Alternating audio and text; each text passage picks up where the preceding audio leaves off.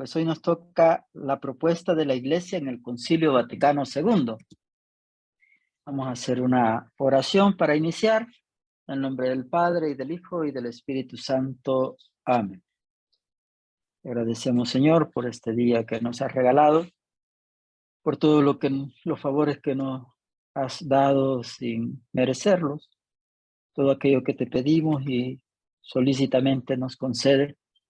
Te pedimos también que así como eres bueno con nosotros y con todos, nosotros logremos corresponderte con el mismo amor, amándote y sirviéndote en los demás, en las criaturas, todas las personas que se acercan, en todo lo que nos has dejado para administrarlo según tu voluntad, según el bien, por aquellas personas que se encomiendan también a nuestras oraciones, que han confiado en nuestra ayuda, nuestra intercesión, que les conceda los favores que piden, solucione sus problemas.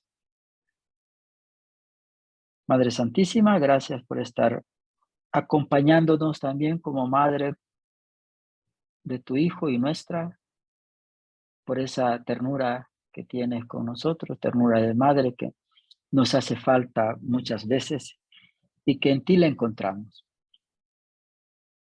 Padre nuestro que estás en el cielo, santificado sea tu nombre.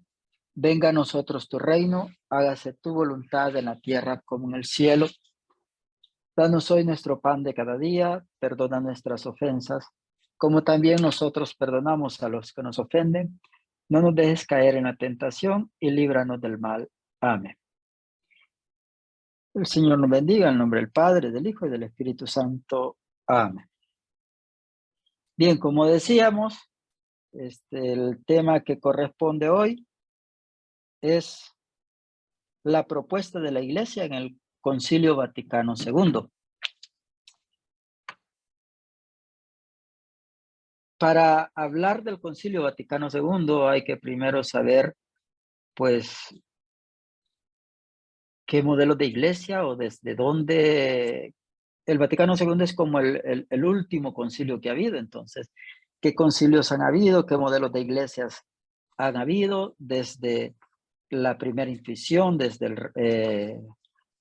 la institución del reino de Dios por parte de nuestro Señor Jesucristo, las primeras comunidades que escuchábamos el miércoles pasado, el miércoles antepasado? Y pues luego de las primeras comunidades que la iglesia fue perseguida por los primeros siglos, por el Imperio Romano y por muchas instituciones que incluso la misma fe judía perseguía a este nuevo movimiento que se inició con los apóstoles, se inició con Jesús. Entonces sufrió muchas persecuciones hasta llegar a un punto donde ya la iglesia se institucionaliza. Con Constantino, sabemos que la iglesia se institucionaliza y se vuelve una iglesia oficial. Entonces la iglesia pasa de ser perseguida a ser oficial y pasa de las catacumbas, esconderse en cuevas, de ya tener miedo, pero mantener esa llama, esa fuerza, esa energía de seguir adelante con las enseñanzas del Maestro, de Jesús, ya pasa a los grandes templos, a las catedrales, a las iglesias. Siendo oficial ya tiene esa posibilidad, esa, entre comillas, libertad, y ya cambian los lugares, o por lo menos los lugares en donde profesar esa fe, manifestar esa fe.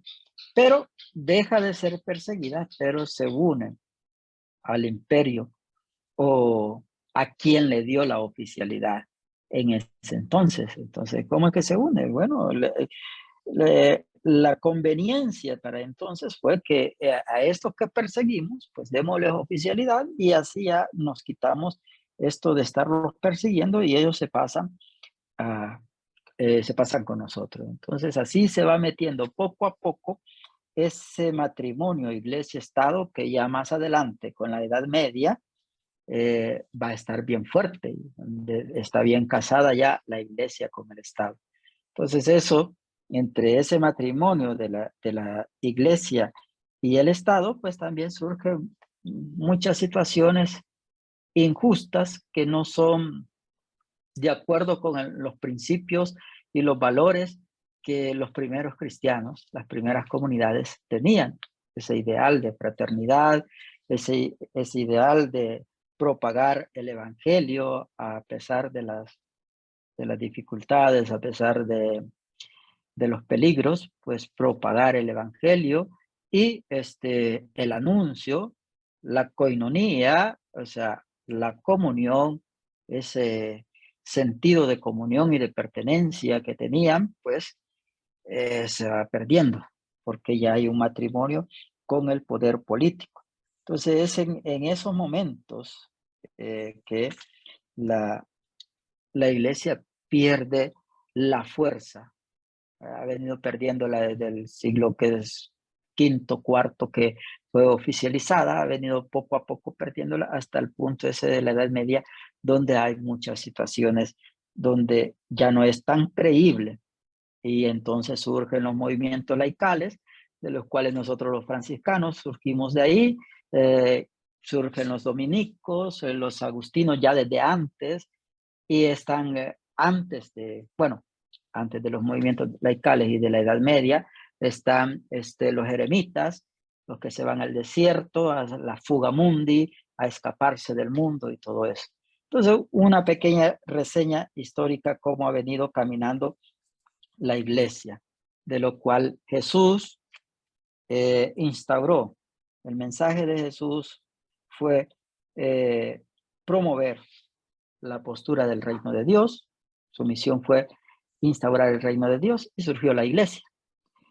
Y la iglesia no es que haya sido como que, bueno, de algo a nada o, bueno, eso es que le vamos a hacer. No, la iglesia surgió con los valores de propagar de la misión, propagar el evangelio y todo, propagar este reino de Dios que fue infundado por Jesús, pero que más adelante, pues sus posturas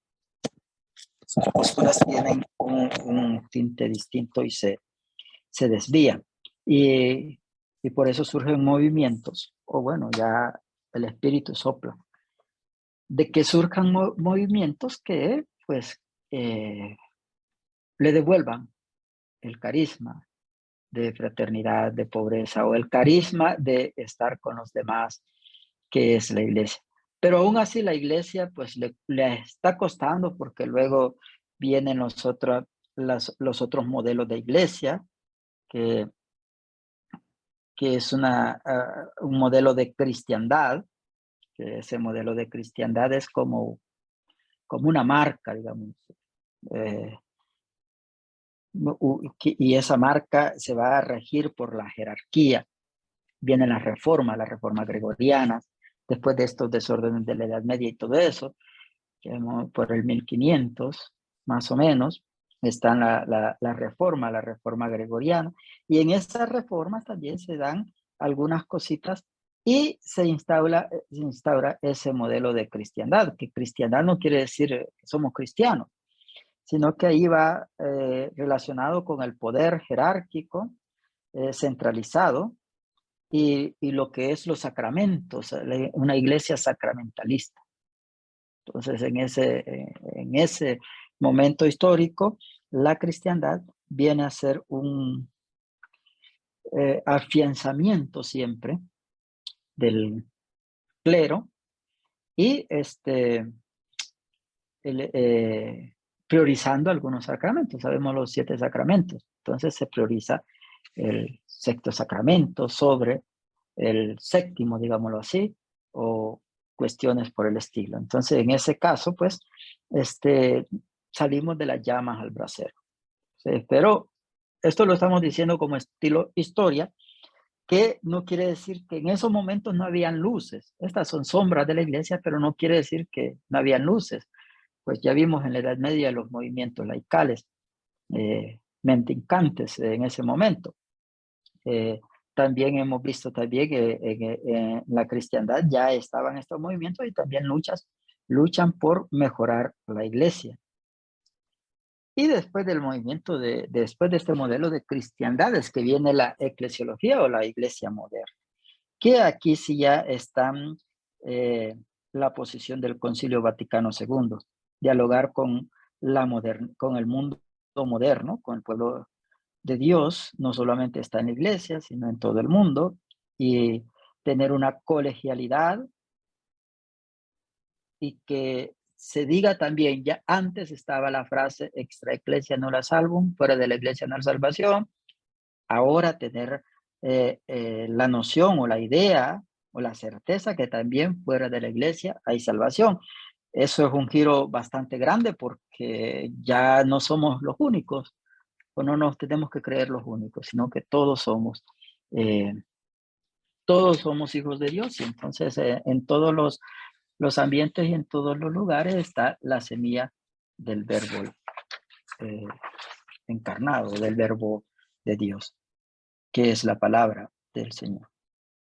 Bien, en ese espacio desde el siglo III, siglo IV más o menos, hasta 1964-65 del Concilio Vaticano II, pues habían modelos de iglesia que ahora nosotros los vemos injustos o los vemos que no son buenos o cuestiones así porque estamos en la eclesiología moderna, en la eclesiología liberadora de los pobres o en la eclesiología que volvemos a la coinonía de las primeras comunidades, no que es exclusivista, sino preferencial.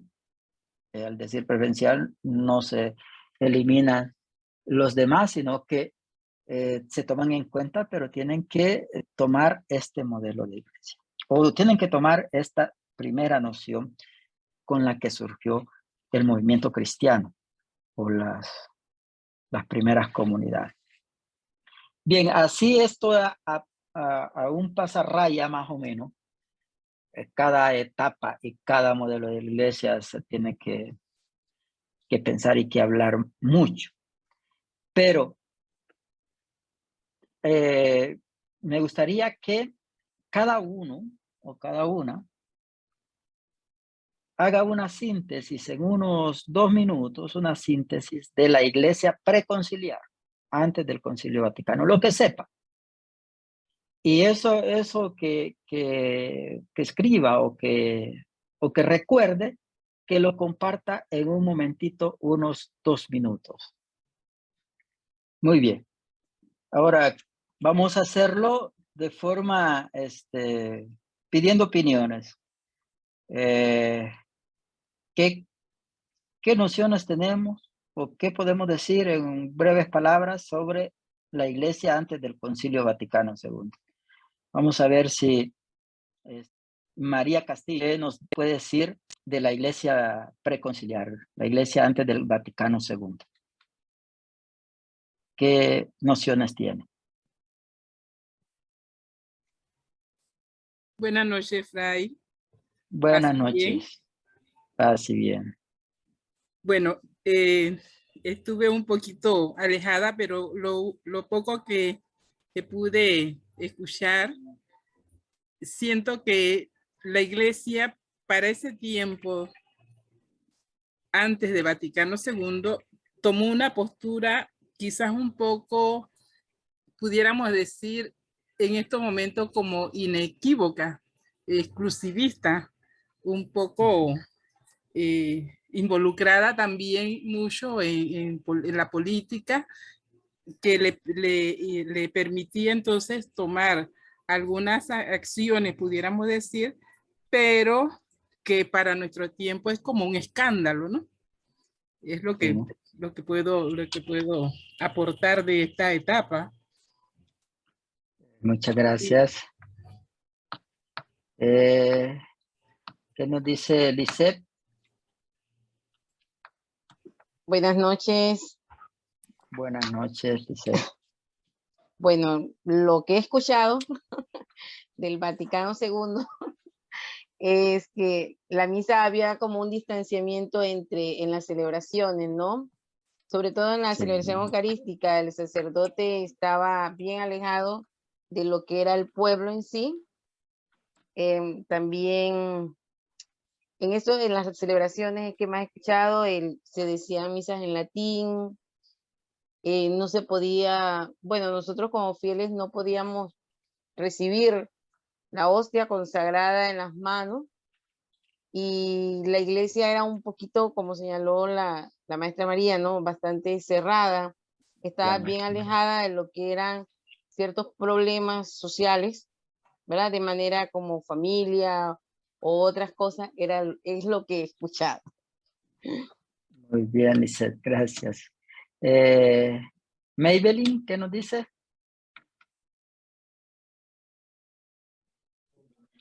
Sí, buenas noches. Bueno, me conecté un poco tarde, pero el tema, pues, he escuchado a mi abuela. Yo Qué tengo... bueno. Ay, no. Pero he escuchado a mi abuela decir que antes, pues, solo como que la iglesia no llegaba a todo el mundo, pues. No había esa oportunidad de poder escuchar nada, ningún mensaje de nada.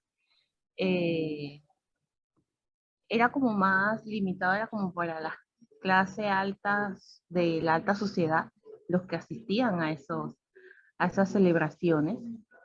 Eh, Muy esporádicamente ella cuenta que venían ciertas misiones, pues, de iglesias, pero que no tenían tampoco acceso porque en ese entonces no había ni caminos para llegar al sitio, pues, para escuchar la palabra. Y si iban, ellos ni prestaban atención porque era tanta la gente reunida que eso ni se lograba a veces escuchar nada. Así que más que todo ella lo que me explica era como que la gente de alta sociedad era la que tenía más acceso, pues, a esas cosas. Gracias, Maybelline. Nixa de González, ¿qué nos dice? Buenas noches, paz y bien. Buenas noches. Bueno, lo que yo he entendido por muchas cosas que he leído, hasta por películas que uno ve, que en realidad sí, la iglesia estaba bien alejada del pueblo y más de los pobres. Se ve como la figura de los sacerdotes, que ellos solamente miran a la clase política y a los adinerados. Y al punto que, por ejemplo, vemos historias de sacerdotes que prácticamente trabajaron con jóvenes, con gente pobre, y por ello han sido como unos héroes, han sido santos, porque era un trabajo bien difícil para ellos estar con los pobres. Y dentro de la iglesia también yo veo que hasta ellos mismos eran juzgados por tener esa vía hacia los pobres, porque se veía como que la iglesia solamente veía era a la gente rica. Bueno, gracias, hermana. Cristín. Hola, Fray, buenas noches, Pacífico. Hola, buenas noches. Así bien. Bueno, alejando del punto de liturgia, sí, la iglesia, una vez que inició la parte de organizarse, empezó a alejarse a medida que iba pasando los años, se iba alejando del pueblo, es lo que siento, y dejando ese espíritu de primeras comunidades que tenían antes de unión entre todos, y se perdió el sentido de iglesia en el camino. Se escondía mucho se volvió mucho una situación de poder, casi como si fuera otra monarquía más. Y eso llevó a que hubiera esta gran división incluso dentro de la iglesia, entre aquellos, como mencionaba la compañera, que sí se dedicaban a estar entre el pueblo y ayudando al pueblo y llevando el evangelio al pueblo, y aquellos que estaban metidos allá arriba en la jerarquía, alejados del pueblo. Cosa que lamentablemente todavía continuamos con esa situación, pero sí, pero Está bien, sí, ese era el tipo, era esa iglesia casi inalcanzable para todos en el camino. Gracias, Cristina. No, eso lo vamos como conclusión, vamos a ir viendo lo que predominó, lo que todavía está, lo que ya no y lo que aún está. El último que nos queda no tiene nombre, sino de una marca de teléfono. ¿Quién? Si nos dice el nombre y algo que le llame la atención. Buenas noches. Sí, Buenas soy noches. de la Pintada. Hola, buena. La situación, pues, antes del Concilio Vaticano II, considero que dentro de la iglesia, pues, era aquellos que sí sentían que debían cumplir o llevaban dentro esas primeras enseñanzas, pues, eran perseguidos. Porque si nosotros observamos cuando leemos las lecturas, nos damos cuenta cómo hubieron pues muchos sacerdotes, muchos papas que morían perseguidos precisamente porque querían pues llevar al pueblo y que la gente pues siguiera conociendo las enseñanzas. Ese es el aporte que puedo dar, la persecución que había y muerte de muchos. Muchas gracias. Pues usted ha tocado el detalle que todo se nos olvidó, el del siglo I, desde Jesús, hasta el siglo IV de la iglesia perseguida, las primeras comunidades, donde está la esencia del cristianismo. Ya después que se haya transversado todo y que se haya cambiado todo, pues ya es el transcurso de los acontecimientos que se fueron dando, pero esa esencia de la iglesia martirial, la iglesia perseguida, la iglesia coinonía, comunidad de comunidades, todo eso pues es la esencia del mensaje de vida, del resucitado, del por qué murió Jesús y la resurrección. Todas esas cuestiones también están antes del concilio, que ya después ya se desvía. Pues bien, con toda esta historia que acabamos de comentar y que decir en un primer momento al pasar raya, como histórico palpado en papeles y como experiencia de vida que nos contaron nuestros padres o que nosotros nos hemos dado cuenta porque hemos visto en películas o en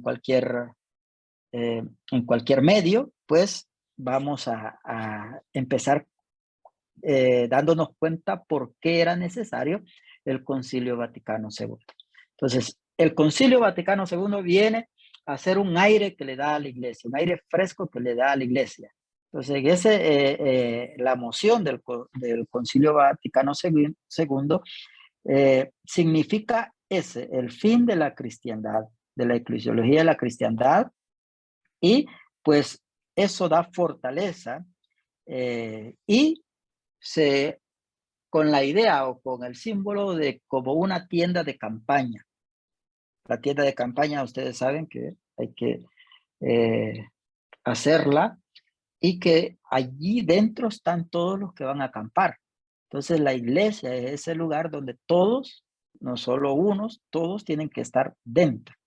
Y entonces, ¿ya eso qué significa? Que allí dentro de esa tienda o dentro de esa fortaleza tiene que estar el laico, tiene que estar el clérigo, tiene que estar el religioso, tiene que estar el que colabora o no colabora, pero ahí están todos los bautizados, todos los que somos una sola familia, como ese fermento, esa semilla de el sacramento del reino de Dios. Ahí como reino de Dios, ya no con una visión exclusivista, sino con una visión en conjunto de comunidad.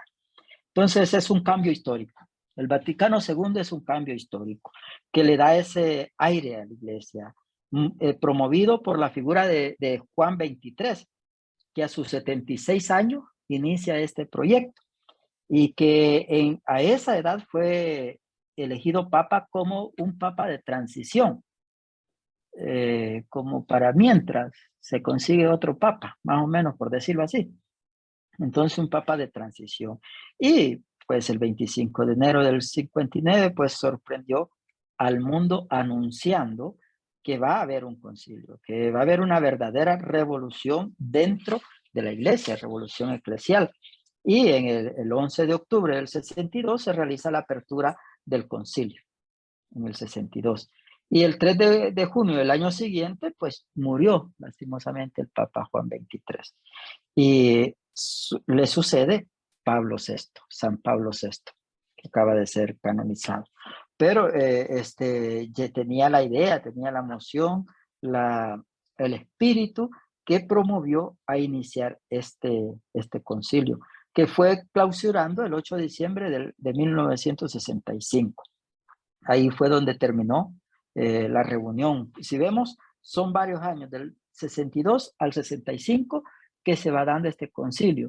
Para hacer esa reforma o para abrir las puertas, las ventanas de la iglesia, no se hizo en un mes, una reunión, sino que aquí vemos son 3 años que por lo menos se fueron en discusiones, se fueron en reuniones, y que en sí el Concilio Vaticano II fue un nuevo Pentecostés de la iglesia, porque se ventilan todas las cosas, porque se busca el bien común para todos, se busca el diálogo, no solamente con nosotros mismos, porque ya a estas alturas ya estaban los movimientos de otras iglesias, estaban otro tipo de confesiones de fe, y no solamente con ellos, sino que con toda la humanidad se busca el diálogo. El ecumenismo no solamente es a nivel doctrinal, dogmático, eclesial o de confesiones de fe, sino a nivel también con la ciencia, con los que no creen en Dios, con las otras grandes religiones, y entonces con las otras áreas de la humanidad y las otras ciencias, psicología y todo este tipo que se busca el diálogo de la iglesia con estas áreas de la obra. Y luego, pues entonces surgen 2 grandes documentos que nos ayudan para dejar plasmados esos acuerdos. Y está la Lumen Gentium, está la Constitución Dogmática sobre la Iglesia, la luz de la gente, Lumen Gentium, en el 64. Y otro de los más importantes también es sobre la iglesia en el mundo actual, es la Gaudium et Spes, que los gozos y esperanza, que esto pues es en el 65 que surge esta constitución pastoral, y que son documentos que plasman el caminar de lo que va a la iglesia y lo que quiere la iglesia, o lo que mueve, lo que movió en el concilio a los que dirigieron pues esa reunión. Está también otra documentos que aparecen ahí también, la Lumen Gentium, por ejemplo, que son documentos que la luz de la gente, la Dei Verbum, la palabra de Dios, todos estos documentos que vienen también como a reforzar esos acuerdos que se dieron en la iglesia. ¿Qué modelo de iglesia se acoge entonces en el Vaticano II? Ya habíamos tenido la iglesia de la cristiandad, ya habíamos tenido la iglesia de comunidad, la iglesia del reino de Dios, y que solo la iglesia tenía el reino de Dios, exclusivista o cuestionario. Todos estos modelos que ya vimos que no nos ayudaron, pero que en sí son modelos de iglesia, pues pero que dentro de esa iglesia de comunión también había persecución, había fe, había conflictos, había forma de querer solucionar los problemas. Y pues entonces habían resistencias antes del Concilio Vaticano II, sí, el Concilio Vaticano I, que quería mantener la iglesia jerárquica, la jerarquía y todo, lo quería mantener. Bueno, claro, se tuvo que hacer un proceso para llegar a que estos debates tuvieran un bien mayor, que no solamente continuáramos con lo mismo, porque entonces no iba a servir de nada. Entonces viene y el modelo de iglesia es la iglesia como pueblo de Dios.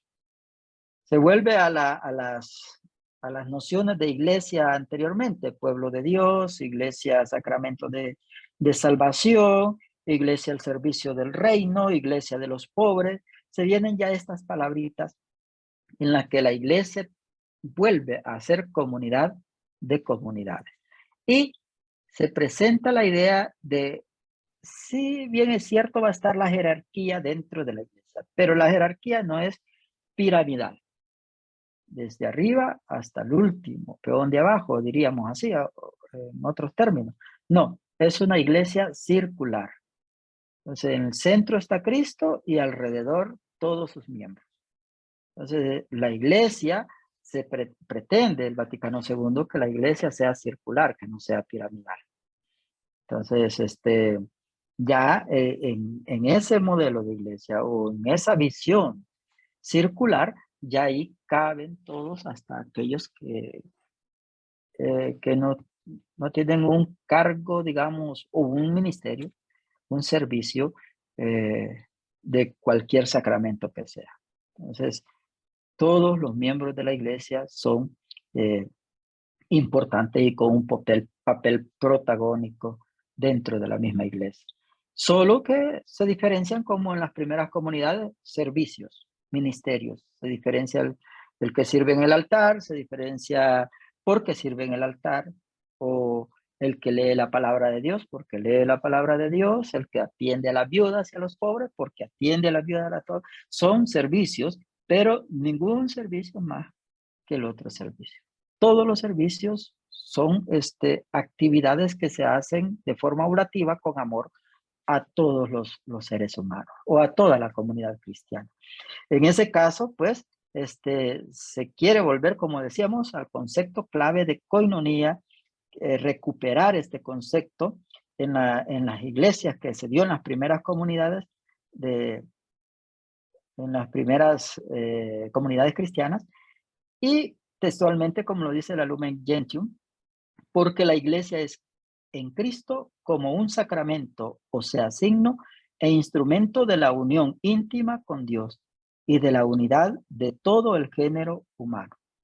Entonces, se ventiló esto, y por eso es que la iglesia revolucionó con el Concilio Vaticano II, porque se van tocando peces gordos, se van tocando gente intocable, se va doblando un modo de pensar rígido, un modo de pensar bien interesado en algunas cosas, y que se le ponía nombre de Dios a esos intereses. Entonces, el concilio logra volver a estas semillas del reino que están en la iglesia. Y citando siempre la Lumen Gentium, una de las cosas que dice es que el reino de Dios, la iglesia, recibe la misión de anunciar el reino de Cristo y de Dios e instaurarlo en todos los pueblos, y constituye en la tierra el germen y principio de ese reino. O sea, no solamente en un solo lugar, digámoslo así, no solo Roma, o no solo Jerusalén, no solo Constantinopla, no, en todo el mundo el germen del reino de Dios puede darse, fructificar.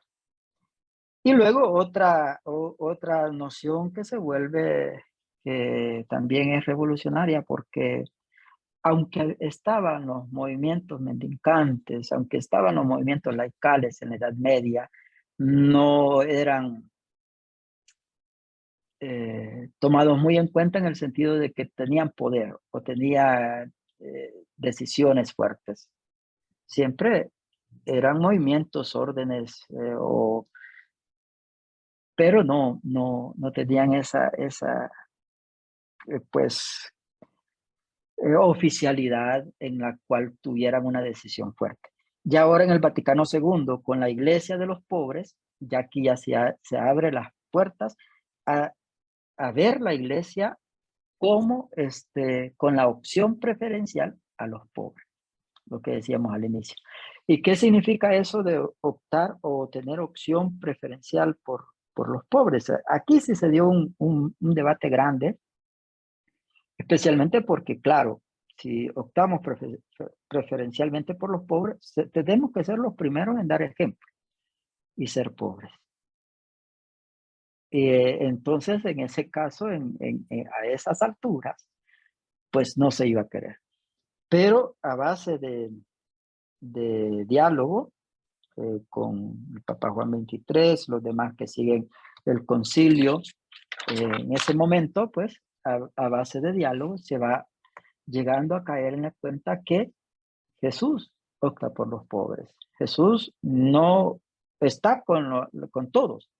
Está con Lázaro, está con Mateo, está con Nicodemo, personas que tienen dinero y que son personas que tienen mucho dinero, pero que esas mismas personas que tienen mucho dinero también han optado por los pobres.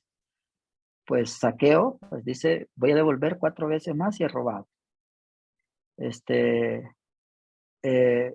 Mateo deja la mesa de cobrar impuestos y lo sigue.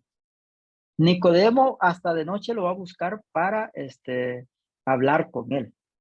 José de Arimatea da el sepulcro, lo baja, se arriesgan por él. Entonces, no es que Jesús desprecie o margine a los que tienen, sino que ellos tienen que también optar como Jesús a los más necesitados. Y eso es lo que la Iglesia pues está tratando de hacer en el Concilio Vaticano II, que también nosotros como Iglesia optemos por ello, por los más necesitados, por los oprimidos, por los marginados. Coge sentido entonces la lucha por la justicia, la preocupación por la ecología, la justicia, paz e integración de la creación, por decir algo, o el acompañamiento a aquellos que no se querían acompañar. Ahora, pues los migrantes, los enfermos, terminales, toda esta gente que también es pueblo de Dios y como pueblo de Dios necesita pues atención. Y sobre todo que la imagen del fundador es Jesús y ese fundador fue pobre, fue paciente. Ese fundador también tuvo necesidades.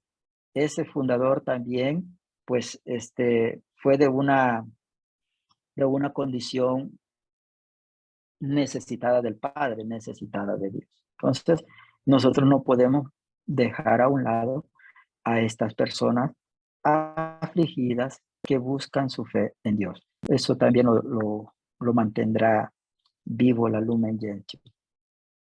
Y como decíamos, Iglesia Pueblo de Dios, pero el cambio que ha tenido, los mayores cambios o las mayores consecuencias en esta eclesiología es que la Iglesia en realidad sea un pueblo de Dios.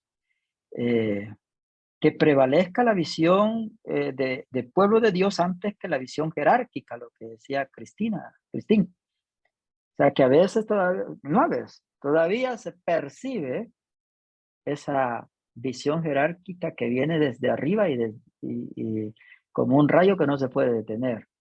Entonces, no quiere decir que entonces vamos a darle vuelta a la cosa.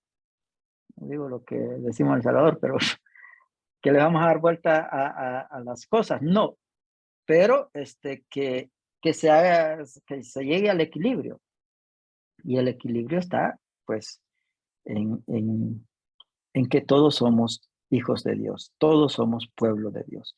Entonces, se define como un pueblo de Dios que la jerarquía, como decíamos, tiene que estar al servicio o en manera circular, al servicio de los demás.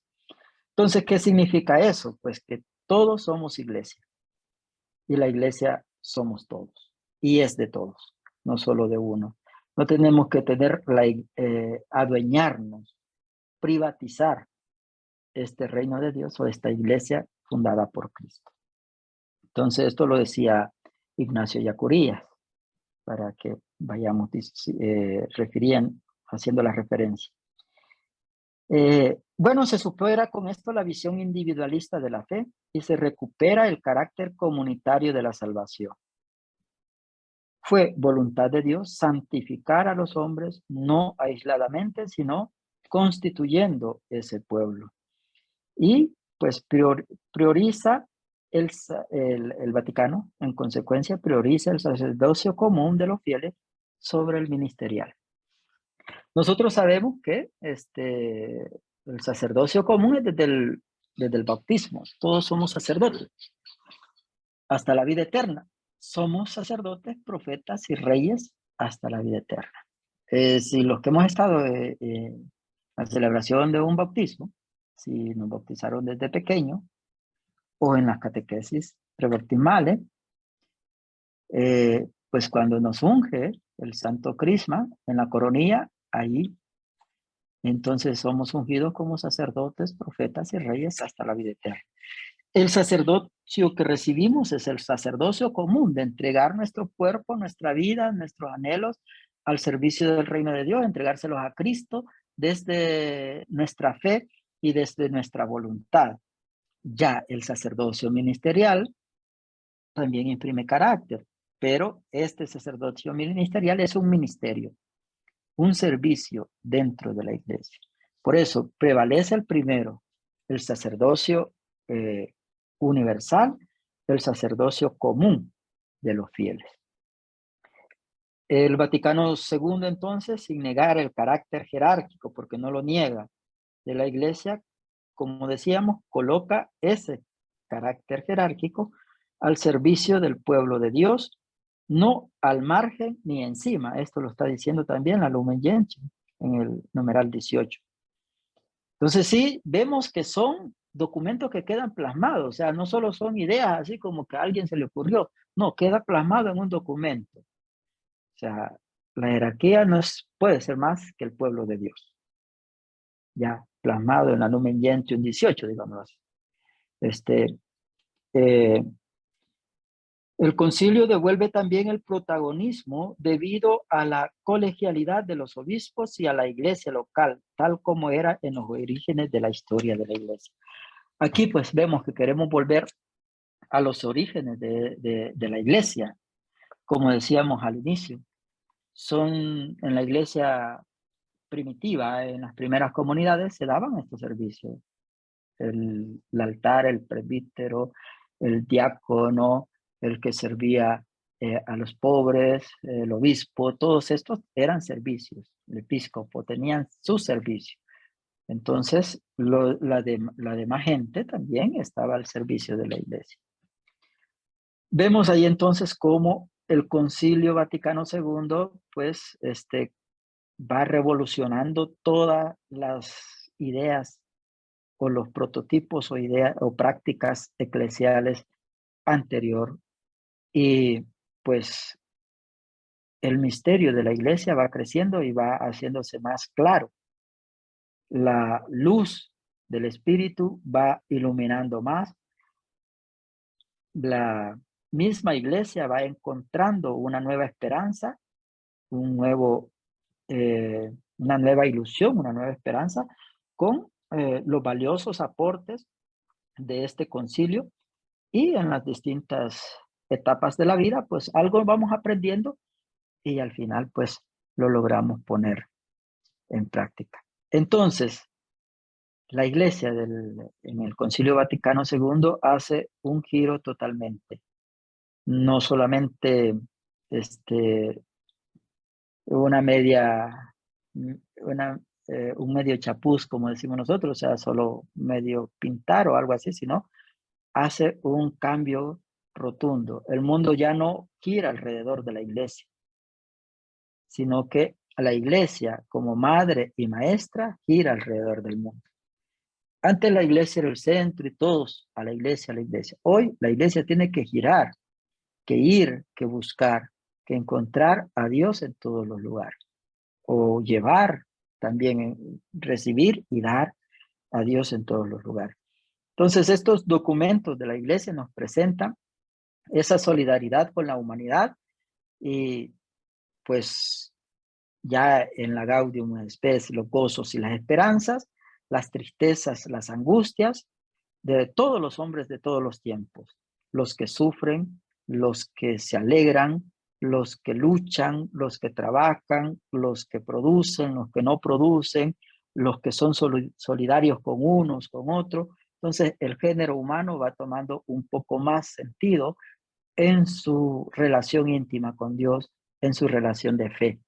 Ya no solamente es un trabajo, ya no solamente es por un compromiso, por una disciplina, sino por amor, por oblatividad.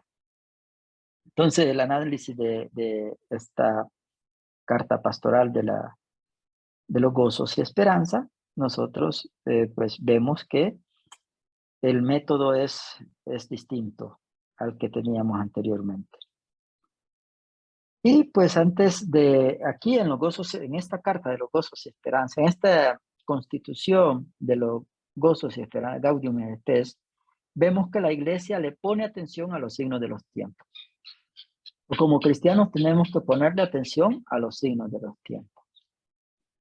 Ya tenemos que fijarnos qué es lo que va avanzando la sociedad y vamos avanzando nosotros.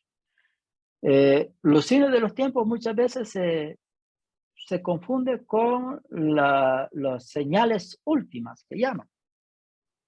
Que ya venir la segunda venida y todas esas cuestiones así, que no tienen nada que ver.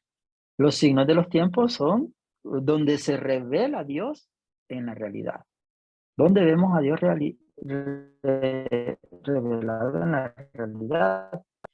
Hoy, actualmente, ¿cuáles son los signos de los tiempos que vemos? Esto del Concilio Vaticano II es un signo de los tiempos. Si hubiésemos seguido en la iglesia preconciliar, a saber cómo estaría hoy con el mundo tan cambiante, con las nuevas ideas que van surgiendo y que la iglesia ahora va abriéndose un poquito, o debería abrirse un poquito, a muchas nuevas ideas que van saliendo y acompañar desde esas nuevas etapas y nuevas nociones de la vida al género humano. Y no solo ser maestra, sino acompañar, que le diga también esas nuevas etapas algo que la iglesia puede cambiar o mejorar. Entonces, es un compromiso bastante grande ver y hacerle caso a esto que nos dice el Señor en los signos, en las realidades, ¿verdad? En las realidades del ser humano. A partir de entonces del Concilio Vaticano, pues se dan estos profundos cambios en la iglesia, en lo que es el ecumenismo, se inicia el acercamiento y el diálogo con otras iglesias, en la liturgia, aumenta la participación de la asamblea, la Eucaristía se celebra de cara al pueblo, lo que alguien decía allí, que se iba a ver nada más la casulla de espalda. Se crean muchas instancias de participación y comunión. Ya hoy hay conferencias episcopales, hay sínodos, hay consejos pastorales, diocesanos y parroquiales. Ha aumentado la participación y presencia de los laicos, participación sobre todo de los laicos, y nacen nuevas experiencias pastorales. Aumenta la presencia profética de la iglesia en los temas sociales, económicos, políticos, eclesiales incluso. Y en definitiva, pues hay un movimiento de renovación y puesta al día de la iglesia. Entonces, en América Latina vemos también que el concilio inspiró, por ejemplo, los documentos de Medellín, Puebla, que son documentos donde con la luz del Concilio Vaticano ya podemos iluminar la realidad de América Latina golpeada por opresiones y por maltratos sociales y económicos y eclesiales a la vez. Entonces, con la luz del documento o de la reunión del Concilio Vaticano II, surgen estos documentos de Puebla y Medellín y Aparecida, todos los documentos que han dado luz a esta nueva etapa de la iglesia. Pero, como decíamos, y decía alguien por ahí, hay obispos o grupos de personas que añoran los tiempos anteriores al Vaticano II y ejercen también influencia y presión para volver y Y ahí está esa corriente que quiere echar marcha atrás. Pues no hay que taparnos los ojos con una venda, pues sí, hay personas que quieren volver. Y por conveniencia, por comodidad o por lo que sea.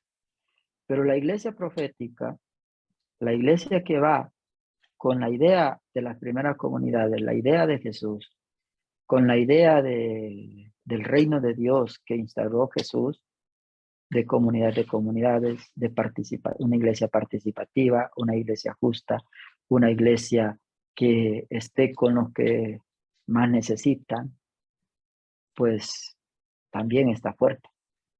Y entre esos, pues estamos todos aquellos que vibramos con esta emoción, que nos apasiona esta idea de esta iglesia y que luchamos por que se den estas cosas.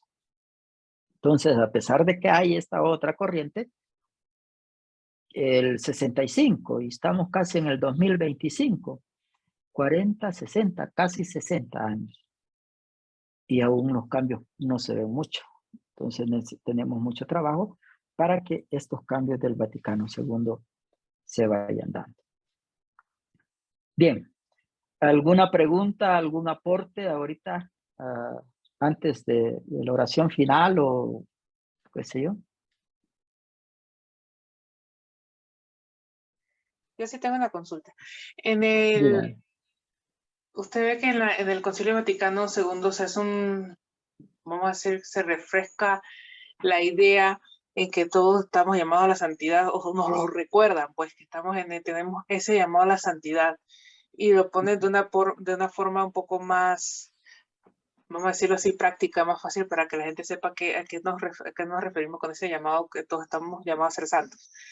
Mi pregunta es, ¿en el concilio anterior y en los demás se hacía este llamado también o estaba puesto nada más como algo más teórico? No sé si me explico. ¿O esto es algo que se volvió a tocar en este concilio? Todos estamos llamados a la santidad. El problema que había antes era que se creía que solo dentro de la iglesia, que solo la iglesia católica, digamos, solo la iglesia católica, solo dentro de la iglesia católica estaba la santidad, o se llegaba a la santidad. Por eso la frase lapidaria, fuera de la iglesia no hay salvación.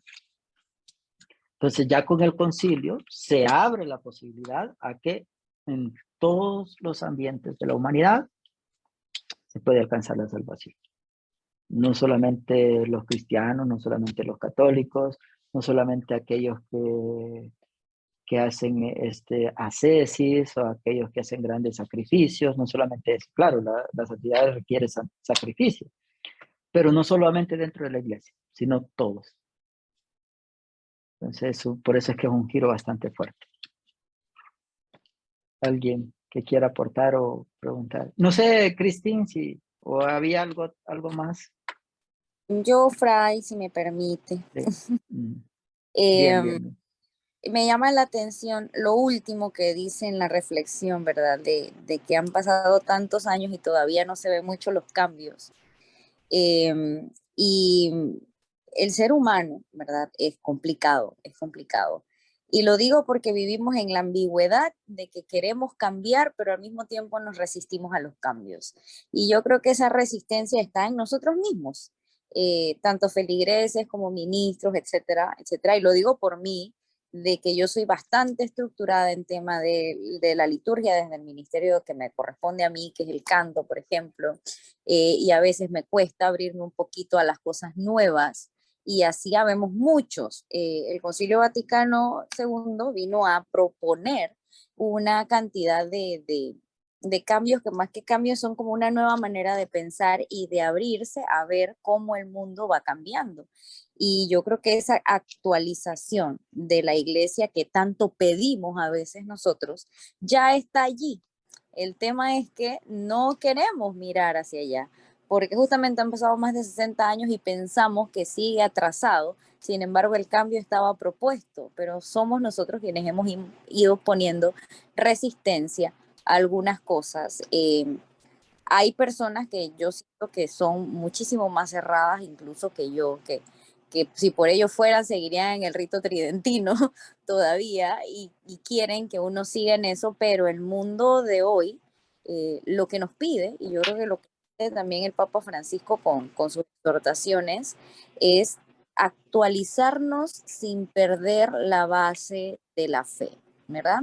Eso importante que usted decía de que cambió la manera de ver de que no solamente dentro de nuestra iglesia eres salvo, y que en cualquier otro ambiente también uno puede encontrar la salvación. No tiene otra explicación que practicar la fe y los valores cristianos o los valores que hay dentro de la fe.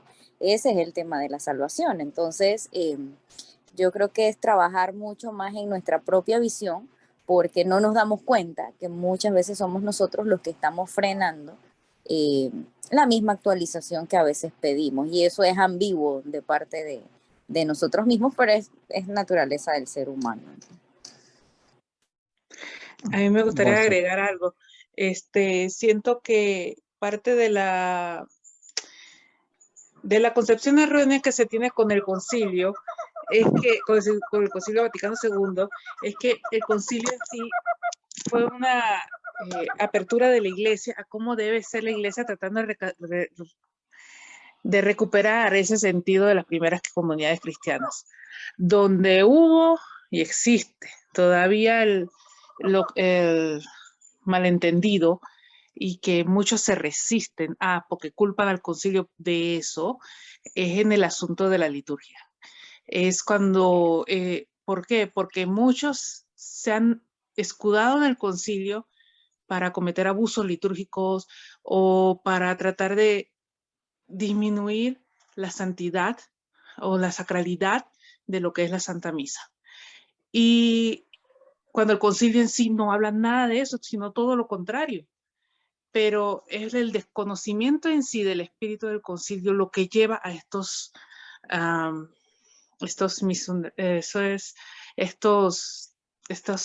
conflictos entre aquellos que quieren, en cuanto a liturgia, me refiero nada más, que quieren volver a la misa como se celebraba antes, a cómo se está celebrando ahora. Pero es precisamente por el desconocimiento. El Concilio Vaticano II no toca la liturgia. No dice nada de que debes de convertirla en un show ni nada de ese asunto. No. Se enfoca en el espíritu de la iglesia a nivel pastoral.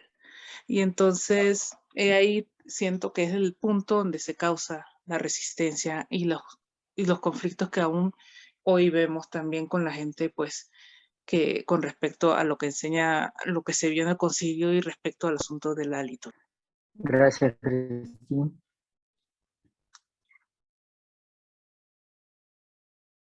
Bien. Bueno, para concluir, pues sí hemos visto muchas cosas que nos han ayudado, y que hemos visto que algunas cosas, casi que la mayoría de cosas van prevaleciendo de la iglesia preconciliar, pero que vamos haciendo camino.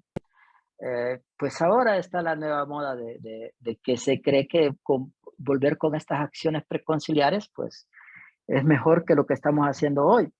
Pero dentro de las acciones, ya sea en los sacramentos, en la liturgia y en la idea de ver a Dios, debe de prevalecer el espíritu del Concilio Vaticano o el espíritu de las primeras comunidades cristianas. En las primeras comunidades cristianas también fueron aprendiendo a cómo, por ejemplo, celebrar la Eucaristía. Fueron aprendiendo a cómo pues, celebrar otro tipo de sacramento, la confirmación, todos los sacramentos, por decir algo. Ellos en el camino fueron modificando según Dios o según el Espíritu de Dios estas acciones. Y solo por eso no, tampoco, pues, ni las primeras comunidades cristianas, ni la iglesia medieval, ni nosotros, pues es mejor una que otra. Alguien me comentaba por ahí, con una frasecita que se dice en la liturgia o en la consagración, que se dice por muchos y por todos. Es solamente una palabra que quiere decir lo mismo. Es lo mismo. Muchos es todos en traducción hebrea. La traducción hebrea, lo original es muchos, pero lo que dice muchos es decir todos. Entonces, para llegar cabalito a lo que dice el lenguaje, digamos, pero ya a estas alturas de nosotros, como nosotros lo entendemos, nosotros sabemos y entendemos que hay diferencia para nosotros. Para nosotros hay diferencia decir todos y decir muchos. ¿Por qué muchos? Solo dice algunos o muchos, pero quedan otros afuera. Entonces, aunque originalmente no se dijo todos, lo que quería decir era todos. Entonces yo le decía, quiere decir que antes de que eso fue como el 2002, 2000 algo que se hizo ese cambio litúrgico. Quiere decir que las misas anteriores no valían. No servían. No había consagración.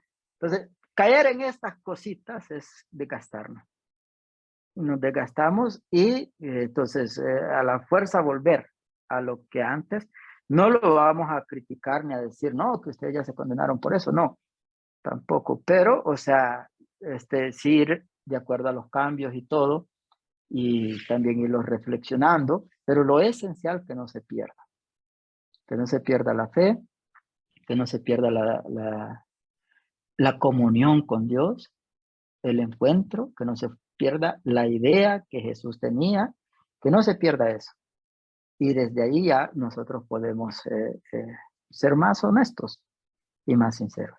Claro, las cosas son sagradas y se tienen que hacer así como son. Pero ya yo, nosotros con una experiencia y todo lo entendemos, pero los que van surgiendo no, tal vez no.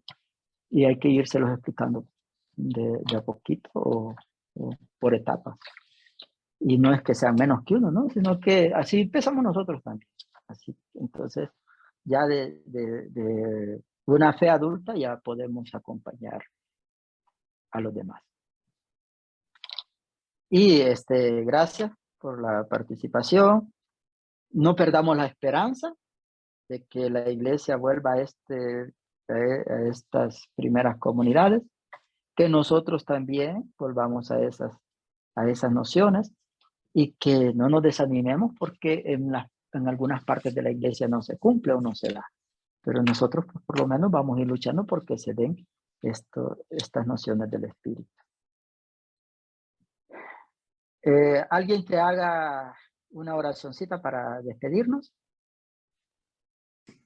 Amado Padre, en esta noche queremos agradecerte la oportunidad que nos has ofrecido y que nos has permitido de estar, de compartir en comunidad, de conocer un poco más sobre estos temas que a veces olvidamos, pero que tanto necesitamos.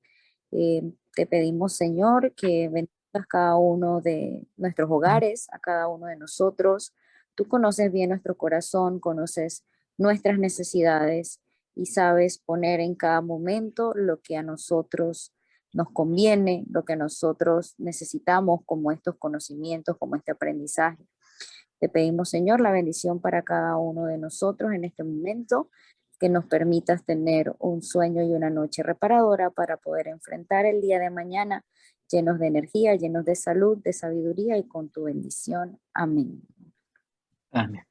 Oh alto y glorioso Dios, ilumina las tinieblas de mi corazón. Dame fe recta, esperanza cierta, perfecto sentido y conocimiento, Señor, para que cumpla tu santo y veraz mandamiento. Amén. Bien. Bueno, pues que el Señor nos acompañe y nos vemos el primer miércoles de septiembre. Pase bien, gracias. Hasta luego. Buenas noches. Buenas noches. Buenas noches. pase Hasta luego. bien. Pase bien.